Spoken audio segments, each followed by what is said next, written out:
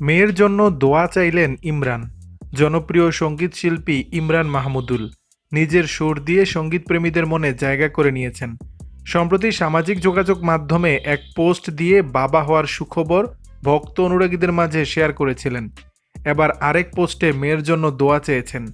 Post দিয়ে ইমরান লিখেছেন, গতকাল আমাদের জীবনের এক সুন্দর অধ্যায় পূর্ণ হলো।